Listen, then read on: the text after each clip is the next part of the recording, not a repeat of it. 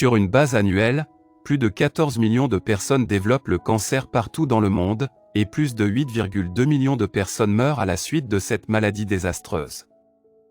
Les experts estiment que ce nombre augmentera de 70% au cours des 2 prochaines décennies.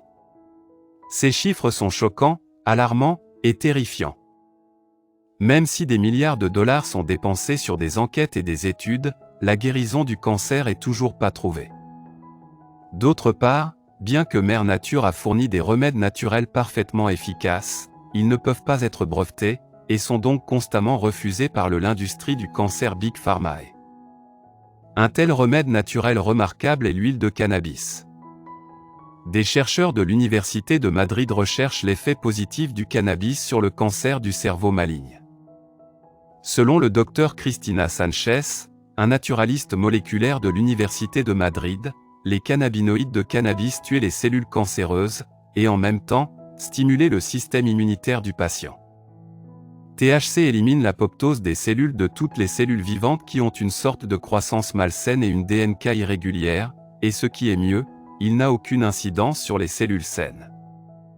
L'équipe a observé l'effet du THC sur les cellules cancéreuses dans le cas des types de cancers les plus compliqués, tels que le cerveau, de la prostate, du sein, le cancer du pancréas, et la leucémie. La recherche a été publiée en 2010 dans la revue que l'on appelle le syndrome prémenstruel, qui fait partie de la Bibliothèque nationale de la médecine aux États-Unis sous le nom de cannabinoïdes réduisent la progression du cancer du sein entraîné et RBB2 par inhibition ACT. Pourtant, seuls quelques pays ont décidé d'essayer ce traitement dans le cas de cancer et de leucémie.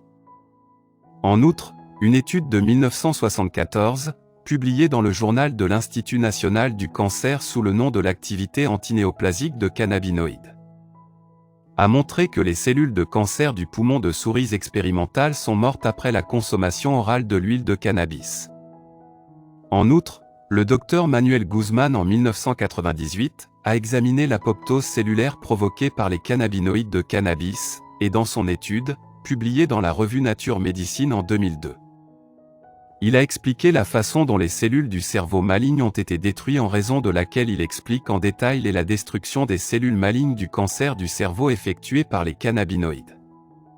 En outre, de nombreuses études ont montré que cette huile a des avantages pour la santé depuis 100, pas seulement des propriétés anti-cancer, et ceux-ci sont les plus importants.